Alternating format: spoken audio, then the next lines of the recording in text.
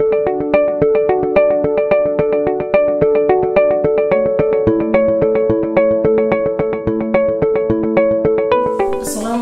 warahmatullahi wabarakatuh. Alhamdulillahirabbil alamin wa bihi nasta'inu ala umurid dunya waddin. Wassalatu wassalamu ala asyrafil anbiya'i wal mursalin wa ala alihi wa ashabihi ajma'in, amma ba'du.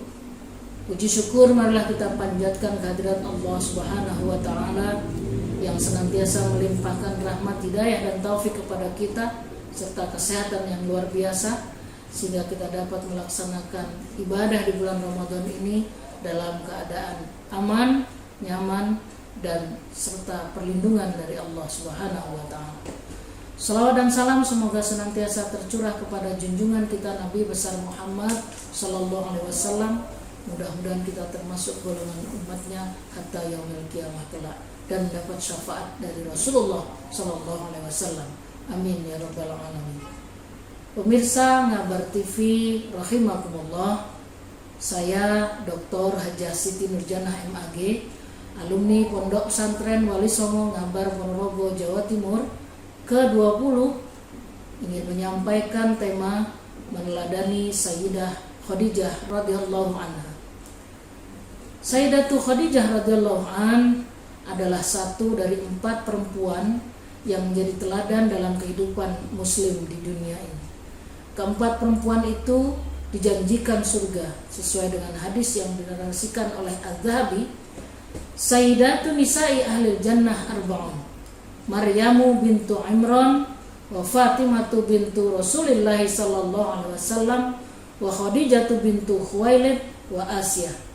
Artinya, pemuka perempuan ahli surga itu ada 4, yaitu Maryam bintu Imran, Fatimah bintu Rasulillah sallallahu alaihi wasallam, wa Khadijah radhiyallahu an bintu Khuwailid, dan Asiyah. Hadis riwayat Muslim. Kisah teladan Khadijah radhiyallahu an tidak hanya saat dia mengakui kebenaran wahyu Allah Subhanahu wa taala dan menampingi Nabi Muhammad sallallahu alaihi wasallam. Dalam berbagai biografi, Khadijah radhiyallahu anha disebutkan karakter unggulnya yang telah terlihat sebelum dia menerima Islam dan menjadi istri Rasulullah sallallahu alaihi wasallam. Dikutip dari berbagai sumber, berikut adalah 10 poin keistimewaan Khadijah radhiyallahu an yang mempunyai julukan Ummul Mukminin. Yang pertama, beliau lahir dari keluarga revolusioner. Khadijah radhiyallahu anha lahir dari keluarga revolusioner yang sangat dihormati di kalangan kaum Quraisy. Ayahnya, Khuwailid, tidak melakukan kebiasaan suku tersebut yang dinilai merugikan, misalnya mengubur bayi perempuan hidup-hidup. Khuwailid sebagai salah satu pemimpin suku memilih membesarkan Khadijah radhiyallahu an dan memberi pendidikan yang baik pada putrinya. Khadijah menjadi seorang yang pintar, sukses, meneruskan usaha perdagangan ayahnya, beretika dan punya keyakinan kuat. Yang kedua, ada julukan bagi Khadijah radhiyallahu anha. Dikutip dari Ensiklopedia Britannica, Khadijah radhiyallahu anha dikatakan memiliki karakter mulia dan tegas. Karakter tersebut melukiskan besarnya penghormatan kaum Quraisy pada sosok Khadijah, seperti ditulis dalam buku Sirah dari Abdul Malik Ibn Hisham. Keunggulan karakter menjadikan kaum Quraisy memberi julukan At-Tahirah atau yang suci, the pure, pada sosok Khadijah radhiyallahu anha. Tak heran jika Khadijah radhiyallahu anha diinginkan banyak pemuka Quraisy menjadi istri, yang beliau adalah putra dari Khuwailid tersebut. Poin yang ketiga adalah tidak menyembah berhala. Ini dibuktikan seperti dikutip dalam About Islam. Khadijah radhiyallahu anha diceritakan tidak ikut menyembah berhala suku Quraisy. Hal ini terungkap saat Khadijah radhiyallahu anha menghadiri festival yang diadakan Quraisy di sekitar Ka'bah. Peserta acara yang kebanyakan perempuan menyembah berhala. Hubal yang dianggap dewa ramalan. Walau ikut dalam festival, Khadijah radhiyallahu anha tidak ikut menyembah Hubal meski datang ke festival. Saat di festival itulah ada orang tua yang menyeru kepada peserta acara. Dalam seruannya, dia mengatakan, telah hadir seorang utusan Tuhan di antara Quraisy. Jika mereka punya kesempatan menikahinya, maka lebih baik segera dilakukan. Seruan orang tua itu disambut ejekan, lemparan batu, dan tindakan tak menyenangkan lain dari para peserta. Poin yang keempat, Khadijah radhiyallahu anha mempertimbangkan seruan adanya utusan Tuhan. Khadijah radhiyallahu anha tidak ikut melakukan hal yang kurang menyenangkan pada orang tua di festival tersebut. Dia justru terlihat tenang, bijak, dan mempertimbangkan tiap kata dari orang tua Yahudi yang identitasnya tidak dijelaskan secara detail tersebut. Momen ini seolah menandai takdir Khadijah radhiyallahu anha selanjutnya menjadi seorang perempuan pertama yang meyakini kebenaran wahyu Allah Subhanahu wa taala dan memeluk Islam. Ketika peristiwa ini terjadi, Khadijah radhiyallahu anha telah menjadi pedagang sukses yang kaya dan rendah hati. Dia juga dermawan terhadap hartanya pada orang lain yang membutuhkan. Sosoknya menjadi inspirasi di kalangan Quraisy untuk memiliki karakter jujur, baik, dan pekerja keras. Yang tak kalah pentingnya, para pemirsa yang berbahagia, poin yang kelima adalah Khadijah melamar Rasulullah SAW. Jika umumnya laki-laki melamar perempuan, maka Khadijah radhiyallahu anha menempuh cara sebaliknya saat menikahi Rasulullah SAW. Khadijah radhiyallahu anha melamar Nabi Muhammad SAW melalui orang ketiga, Nafisah binti Munya, yang merupakan sahabat saudagar perempuan tersebut. Nafisah kemudian menyampaikan maksud Khadijah radhiyallahu anha kepada Abu Thalib, paman Nabi Muhammad SAW. Peran orang ketiga diperlukan karena tradisi orang Quraisy tidak mengenal perempuan melamar laki-laki. Selain itu, Khadijah radhiyallahu anha sempat tidak percaya diri. Ini yang terjadi para pemirsa. Khadijah tidak percaya diri meski dirinya kaya dan berasal dari keluarga yang ternama. Sehingga krisis percaya diri itu terjadi dalam diri Khadijah karena perbedaan usia yang banyak. Khadijah pada saat itu berusia 40 tahun, sementara Nabi Muhammad SAW berusia 25 tahun, masih sangat muda belia dan kuat serta perkasa. Hadirin yang berbahagia, poin yang keenam, Khadijah adalah pendukung utama Nabi Muhammad SAW. Setelah proses lamaran, Amirat Quraisy atau putri Quraisy tersebut akhirnya resmi menjadi istri Rasulullah SAW, yang awalnya adalah pegawai Khadijah radhiyallahu an ketika memimpin rombongan dagang menuju Suriah. Pernikahan Khadijah radhiyallahu an dengan Muhammad bin Abdullah terjadi sebelum turunnya wahyu dari Allah Subhanahu wa taala. Dukungan utama Khadijah radhiyallahu an tersebut terlihat saat Nabi Muhammad SAW menerima wahyu pertama di Gua Hira. Saat itu Khadijah menemani Rasulullah SAW yang ketakutan seperti diceritakan oleh Aisyah dalam hadis yang berbunyi atau yang artinya beliau pun pulang dalam kondisi gemetar dan bergegas hingga masuk ke rumah Khadijah radhiyallahu anha. Kemudian Nabi berkata kepadanya, "Selimuti aku, selimuti aku." Maka Khadijah radhiyallahu anha pun menyelimutinya hingga hilang rasa takutnya. Kemudian Nabi Muhammad SAW bertanya, "Wahai Khadijah radhiyallahu an, apa yang terjadi denganku ini?" Lalu Nabi menceritakan kejadian yang beliau alami.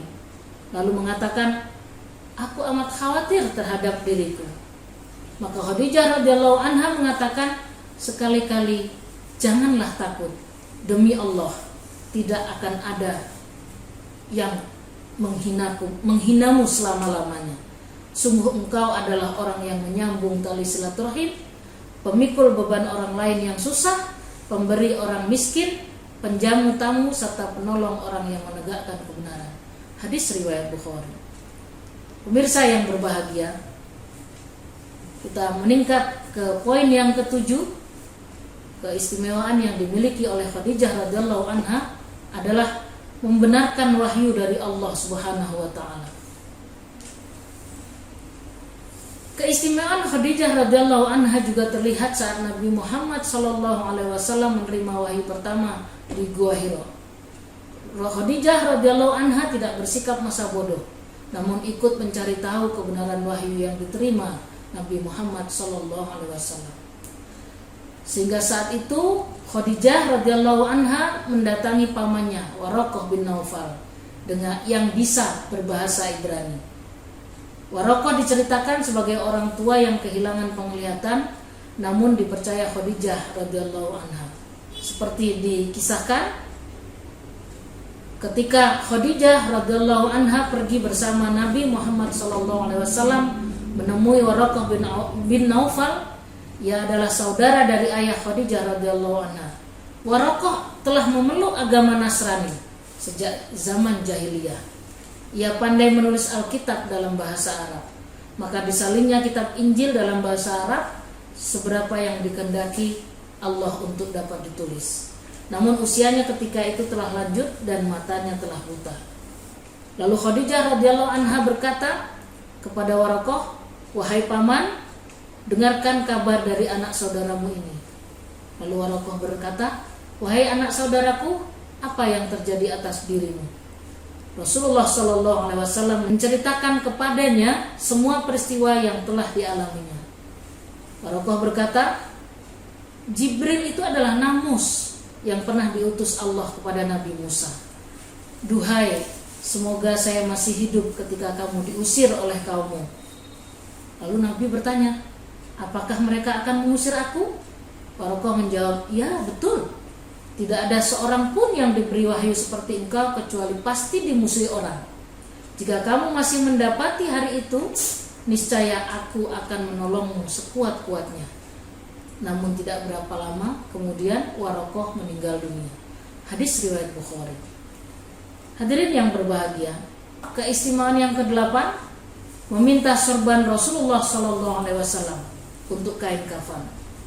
Dalam kitab Al-Bushra dari Said Muhammad bin Alwi Al-Maliki Al-Hasani radhiyallahu an, Khadijah radhiyallahu anha diceritakan menggunakan seluruh hartanya untuk penyebaran Islam. Khadijah radhiyallahu anha yang awalnya kaya kemudian jatuh miskin hingga tak punya kain kafan untuk membungkus mayatnya jika meninggal. Saat itu Khadijah radhiyallahu anha dikisahkan meminta sorban yang biasa digunakan Nabi Muhammad SAW untuk menerima wahyu sebagai kafan. Namun sorban tersebut urung digunakan karena Khadijah radhiyallahu anha menerima sorban yang dikirim malaikat Jibril. Kelak ada 5 orang yang menggunakan kain kafan istimewa tersebut, yaitu Khadijah radhiyallahu anha, Nabi Muhammad SAW, Siti Fatimah, Ali bin Abi Thalib, dan Hasan, cucu Rasulullah SAW. Keistimewaan yang kelima, ada kisah sedih Rasulullah SAW dengan Khadijah radhiyallahu anha. Kisah sedih pasangan ini terangkum dalam Amul Husni atau tahun kesedihan pada kehidupan Rasulullah SAW. Saat itu Rasulullah SAW kehilangan paman Abu Thalib dan Khadijah radhiyallahu anha karena menghadap Allah Subhanahu wa taala. Keduanya adalah pendukung utama Nabi Muhammad SAW saat pertama kali menerima wahyu dari Allah Subhanahu wa taala hingga berpulang. Khadijah radhiyallahu anha yang lahir pada tahun 555 atau sebelum Masehi berpulang pada 11 Ramadan tahun ketiga sebelum Hijriah. Momen tersebut kira-kira sama dengan 22 November 619 setelah Masehi. Menjelang wafat, Khadijah radhiyallahu anha kembali menegaskan kesetiaan kepada Rasulullah SAW dan kebenaran atas wahyu Allah Subhanahu wa taala. Khadijah radhiyallahu anha dikisahkan meninggal di pangkuan Rasulullah sallallahu alaihi wasallam.